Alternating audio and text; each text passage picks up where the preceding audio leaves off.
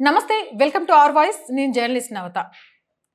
కృష్ణానది వివాదాన్ని రాజకీయ అంశంగా మార్చొద్దు అంటూ అమర్నాథ్ సారంగుల రాసిన ఒక ఆర్టికల్ని ఈరోజు నేను మీ ముందుంచే ప్రయత్నం చేస్తాను. ఎందుకంటే తెలంగాణకు సంబంధించి కృష్ణానది వివాదాలను ఇటు కాంగ్రెస్ అటు బీఆర్ఎస్ బాగా లేవనెత్తుతున్న తరుణంలో అమర్నాథ్ సారంగుల రాసిన ఈ అంశాన్ని మీ ముందుకు తీసుకొచ్చే ప్రయత్నం చేస్తున్నాను.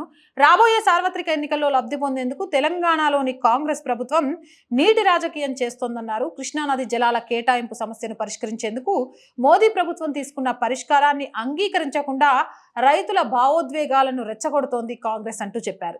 ఆంధ్రప్రదేశ్ పునర్వ్యవస్థీకరణ జరిగి దశాబ్ద కాలం గడిచిన తెలంగాణ ఏర్పాటుకు కీలకమైన నదీ జలాల కేటాయింపు అంశం అపరిష్కృతంగానే ఉంది అన్నారు. గతంలో టీఆర్ఎస్ పార్టీగా పిలువబడే భారత రాష్ట్ర సమితి పార్టీ లేదా ప్రస్తుత కాంగ్రెస్ ప్రభుత్వం తగినంత సమయం మరియు వనరులు ఉన్నప్పటికీ దీనిని పరిష్కరించేందుకు ప్రయత్నించడం లేదు అని చెప్పారు. సార్వత్రిక ఎన్నికలకు ముందు కాంగ్రెస్ మరియు బీఆర్ఎస్ రైతుల భావోద్వేగాలను రెచ్చగొట్టడం, ఒకరినొకరు నిందించుకోవడం మరియు భారతీయ జనతా పార్టీ నేతృత్వంలోని కేంద్ర ప్రభుత్వాన్ని ఇరుకున పెట్టడం ఈ నీటి పంపిణీని ప్రధాన రాజకీయ సమస్యగా మార్చడానికి ఫిబ్రవరిలో ఇటీవల పరిణామాలు మరోసారి ఉద్భవించాయన్నారు. అదే సమయంలో బీఆర్ఎస్ పార్టీ వారు చేస్తున్న ఘోర తప్పిదాల నుండి ప్రజలను తప్పుదోవ పట్టించే ప్రయత్నం చేస్తోంది అని చెప్పారు.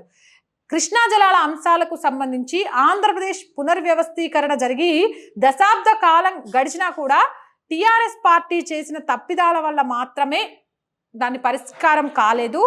టీఆర్ఎస్ తప్పిదాలను, బీఆర్ఎస్ చేస్తున్న ఘోర తప్పిదాలను పట్టించుకోవాల్సింది పోయి వాటి నుంచి ప్రజలను తప్పుదోవ పట్టించడానికి కృష్ణానది జలాల అంశాలను తీసుకొని వస్తోంది కాంగ్రెస్. ఎందుకు అనంటే ఈరోజు తెలంగాణలో జరగబోయే లోక్సభ ఎన్నికలకు సంబంధించి బీజేపీ హవా ఉండబోతున్న నేపథ్యంలో ఆ హవాని తగ్గిస్తూ గతంలో అసెంబ్లీ ఎలక్షన్ టైంలో ఎలాగైతే బీఆర్ఎస్ బీజేపీ ఒకటే అనే నినాదంతో కాంగ్రెస్ ఓటు బ్యాంకును పెంచుకోగలిగిందో, ఇప్పుడు ఎలాగో బీఆర్ఎస్ కేల్కతం దుకాన్ బంద్ అయిపోయింది కాబట్టి వాళ్ళ అవినీతి గురించి, వాళ్ళ తప్పిదాల గురించి ప్రజలకు చెప్పినా కూడా ఓటు బ్యాంకుగా మలుచుకోవడంలో అది ఏమాత్రం ఉపయోగపడదు. కానీ కృష్ణానది జలాల విషయాన్ని తీసుకొచ్చి ఆ విషయంలో కేంద్రాన్ని ఇన్వాల్వ్ చేయడం ద్వారా రైతులు అలాగే సామాన్య ప్రజల దగ్గర బీజేపీ మీద నెగిటివిటీని తీసుకొచ్చి మళ్ళీ కాంగ్రెస్ లోక్సభ ఓటు బ్యాంకును చేసుకోవడానికే తప్ప నిజమైన చిత్తశుద్ధితో కాంగ్రెస్ వ్యవహరించడం లేదు అంటూ కూడా అమర్నాథ్ దీనికి సంబంధించి రాసిన ఆర్టికల్లో చాలా క్లియర్గా చెప్తున్నారు. ఫిబ్రవరి మొదటి వారంలో తెలంగాణ మరియు ఆంధ్రప్రదేశ్ రాష్ట్రాలు 2 ఉమ్మడి ప్రాజెక్టులు శ్రీశైలం మరియు నాగార్జున సాగర్ నిర్వహణను కృష్ణా రివర్ మేనేజ్మెంట్ బోర్డు అంటే కేఆర్ఎంబీకి అప్పగించడానికి అంగీకరించాయి. ఈ సానుకూల పరిణామాన్ని ముప్పుగా పసిగట్టిన బీఆర్ఎస్ నల్గొండలో బహిరంగ సభ నిర్వహించి కేంద్రంలోని తెలంగాణ కాంగ్రెస్, బీజేపీ రాష్ట్రాలు ప్రాజెక్టులను చేజిక్కించుకుంటున్నాయని తప్పుదోవ పట్టించే ప్రయత్నం చేశాయి. మోదీ ప్రభుత్వం తీసుకున్న నిర్ణయంతో నీటి పంపకాలపై తెలంగాణకు ఒక అద్భుతమైన అవకాశం వచ్చింది అనే విషయాన్ని కూడా చాలా క్లియర్గా చెప్తున్నారు. దీనిపై స్పందించిన తెలంగాణ కాంగ్రెస్ ప్రభుత్వం కృష్ణానది జలాల కేటాయింపులో బోర్డు పాత్ర లేనప్పటికీ ఉమ్మడి సాగునీటి ప్రాజెక్టులను కృష్ణా రివర్ మేనేజ్మెంట్ బోర్డుకి అప్పగించకూడదని తీర్మానం చేసింది. దీనికి ముందు ISRWD చట్టం 1956లోని సెక్షన్ 3 ప్రకారం తెలంగాణ మరియు ఆంధ్రప్రదేశ్ మధ్య నీటి కేటాయింపులను పునః పరిశీలించాలని మోడీ ప్రభుత్వం KWDT2ని సిఫారసు చేసింది. నిజానికి ఈ కేబినెట్ నిర్ణయంతో దాదాపు 47 ఏళ్ల తర్వాత తెలంగాణ తన న్యాయమైన వాటాను పొందేందుకు ఈ అంశాన్ని కొత్తగా చేపట్టే అవకాశం లభించింది. అయితే పనులు ఆశించిన రీతిలో సాగడం లేదు.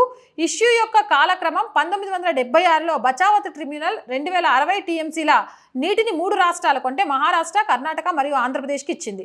అప్పటి నుంచి ఆల్మట్టి, ఎత్తి లేదా నారాయణపూర్ రిజర్వాయర్ సామర్థ్యం విషయంలో ఆంధ్రప్రదేశ్ మరియు కర్ణాటక మధ్య అనేక న్యాయ వివాదాలు ఉన్నాయి. అదే సమయంలో ట్రిబ్యునల్ ద్వారా తెలంగాణ ప్రాంతం మరియు ఆంధ్రప్రదేశ్ ప్రాంతాల మధ్య కృష్ణానది కేటాయింపు కూడా చాలా వివాదాలకు దారితీసింది. నిజానికి తెలంగాణ ఉద్యమ సమయంలో తలెత్తిన 3 ప్రాథమిక సమస్యలలో నీరు ఒకటి. నీళ్లు, నిధులు మరియు నియామకాలు. కృష్ణా జల వివాద ట్రిబ్యునల్ 1 KWDT1 మే 31, 2000 తర్వాత కృష్ణా నీటి కేటాయింపుల సమీక్షను నిర్దేశించింది.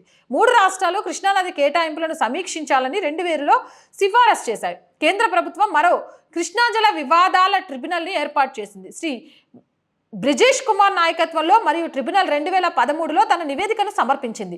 బ్రిజేష్ కుమార్ ట్రిబ్యునల్ 3 రాష్ట్రాల మధ్య కృష్ణా నీటి అసలు కేటాయింపును సమర్థించింది మరియు 47 సంవత్సరాల సగటు దిగుబడి ఆధారంగా నీటి లభ్యతను 2578 టీఎంసీలుగా అంచనా వేసి చివరకు నీటిని కేటాయించింది. మహారాష్ట్రకు 666, కర్ణాటకకు 911, ఆంధ్రప్రదేశ్కి 1001. అయితే దీనికి సంబంధించి 3 రాష్ట్రాలకు అనేది గతంలోనే జరిగింది. నా నేపథ్యంలోనే జరిగింది. ఎప్పుడైతే ఏపీ పునర్వ్యవస్థీకరణ చట్టం 2014లో సెక్షన్ 84 నుంచి 87 వరకు గోదావరి మరియు కృష్ణా నదాలపై ఉమ్మడి ప్రాజెక్టులన్నిటినీ రివర్ మేనేజ్మెంట్ బోర్డులకు అప్పగించాలని మరియు నీరు, విద్యుత్ రెండింటిని బోర్డులు కేటాయించాలని అప్పుడే పేర్కొన్నారు. కానీ 2 రాష్ట్రాల మధ్య నీటి పంపిణీ చాలా ముఖ్యమైన సమస్య కాబట్టి రాష్ట్రాలు ఏకాభిప్రాయాలకు రావాలని చట్టం నిర్దేశ కాలాన్ని నిర్ణయించలేదు. ఏదైతే అది నిర్దేశ కాలాన్ని నిర్ణయించలేకపోబట్టే ఇది కొంత ఆలస్యం జరగడానికి కూడా కారణమవుతుంది.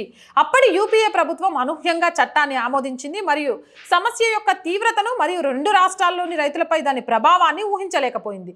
ప్రత్యేక రాష్ట్ర సాధన ఉద్యమం మొత్తం ఈ కారణంగానే జరిగినందున తెలంగాణ, ఏపీల మధ్య కృష్ణానదీ జలాల కేటాయింపులపై పునఃపరిశీలన చేయాలని చట్టం సిఫారసు చేసి ఉండాల్సింది.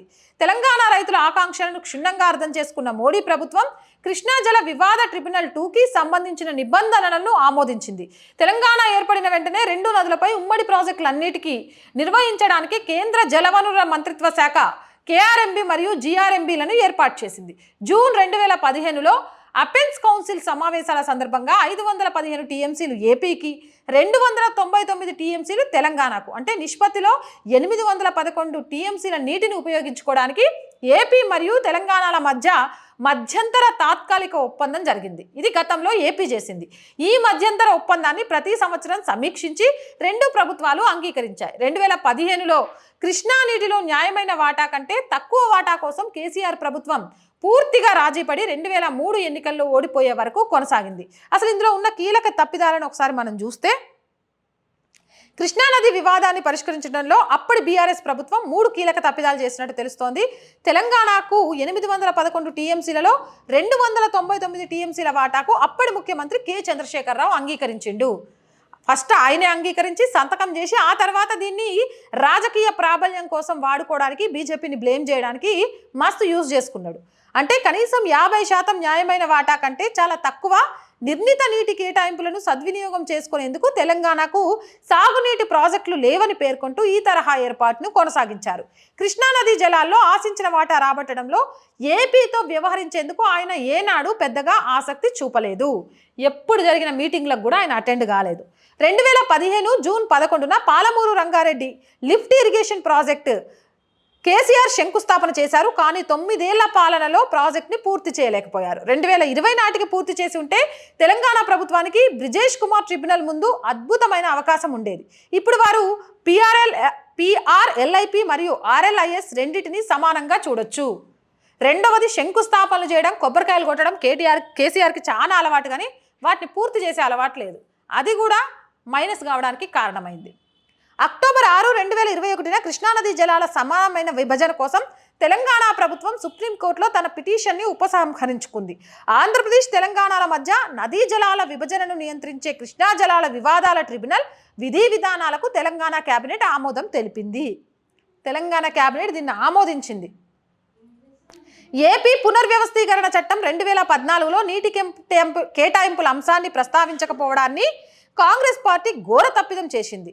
2023 డిసెంబర్లో తెలంగాణలో కాంగ్రెస్ అధికారంలోకి వచ్చిన తర్వాత ఈ అంశాన్ని రాజకీయం చేసి సరిహద్దుకు ఇరువైపులా ఉన్న రైతులను పోలరైజ్ చేసేందుకు ప్రయత్నించింది. వారి రాజకీయ ప్రయోజనాల కోసం కేంద్ర ప్రభుత్వం కొత్త నిబంధనలు జారీ చేసినందుకు కొత్త ప్రభుత్వ వివాదం తన కోణంలో ప్రదర్శించాలని మరియు పాత ఆంధ్రప్రదేశ్కు కేటాయించిన 811 టీఎంసీ నుంచి కనీసం 50% వాటాను పొందేందుకు ప్రయత్నించాలని సూచించబడింది.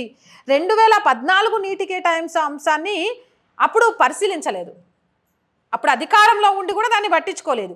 ఇప్పుడు ఇక్కడ అధికారంలోకి వచ్చినాక ఇటు తెలంగాణ లోక్సభ ఎన్నికలతో పాటు అటు ఆంధ్రప్రదేశ్ అసెంబ్లీ ఎన్నికల్లో కూడా తమ ప్రాబల్యాన్ని చాటుకోవడానికే ఇప్పుడు జరుగుతున్న అంశాలకు సంబంధించి తప్పుడుగా చూపిస్తూ రాజకీయ లబ్ధిని పొందేందుకు కాంగ్రెస్ చాలా క్లియర్గా ప్రయత్నిస్తుంది అని తెలుస్తోంది. తప్పు చేసింది కేసీఆర్, అప్పుడున్న కాంగ్రెస్. ఆ తప్పును అప్పుడే సరిదిద్దుంటే కాంగ్రెస్ ఈరోజు ఈ ప్రాబ్లం వచ్చేది కాదు. కేసీఆర్ సంతకం పెట్టి శంకుస్థాపనలు చేసి వదిలేయకుండా ఈరోజు ఈ ప్రాబ్లం వచ్చేది కాదు. ఈ ప్రాబ్లంతో అసలు సంబంధమే లేని బీజేపీని, కేంద్ర ప్రభుత్వాన్ని ఈ ప్రాబ్లంలోకి తీసుకొచ్చి 2 వైపులా, అంటే లోక్సభలో ఇటు బీజేపీని దెబ్బకొట్టడానికి, ఆంధ్రాలో కాంగ్రెస్ ఓట్ షేరింగ్ పెంచుకోవడానికి చాలా చాకచక్యంగా తమ తప్పులను కవర్ చేసుకుంటూ మసిబూసి మారేడుకాయ చేసే ప్రయత్నం చేస్తుంది అనేది అమర్నాథ్ తన రాసిన వ్యాసంలో చాలా క్లియర్గా ఎక్స్ప్లెయిన్ చేస్తూ చెప్పారు.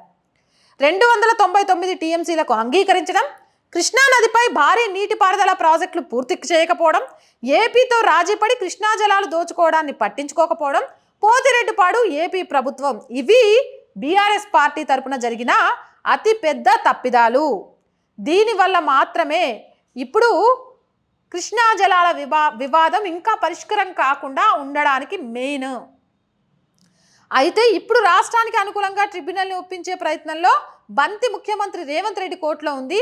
మోదీ ప్రభుత్వం తీసుకున్న నిర్ణయంతో నీటి పంపకాలపై తెలంగాణకు ఒక అద్భుతమైన అవకాశం ఉంది. సమస్య అది ఉన్నట్టుగా ఒకే ఒక పరిష్కారం ఉంది. తెలంగాణ మరియు ఆంధ్రప్రదేశ్ ప్రభుత్వాలు తమ రాజకీయ ప్రయోజనాల కోసం రైతుల భావోద్వేగాలను రెచ్చగొట్టే బదులు KWDT2ను అంగీకరించాలి మరియు న్యాయమైన వాటాను పొందాలి.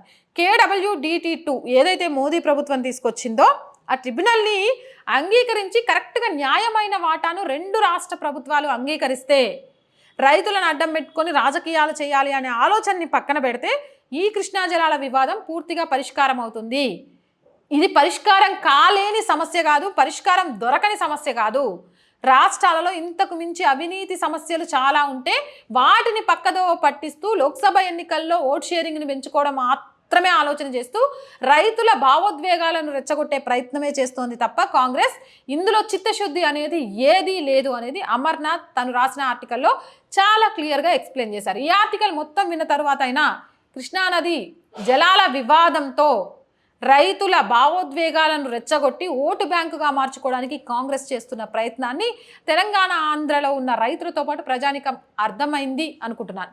ఈ వీడియోపై మీ అభిప్రాయం ఏంటనేది కామెంట్ సెక్షన్లో తెలియజేయండి. మోర్ వీడియోస్ కోసం మన ఛానల్ని వెంటనే సబ్స్క్రైబ్ చేయండి. వీడియో నచ్చిందా లైక్ చేయండి, షేర్ చేయండి.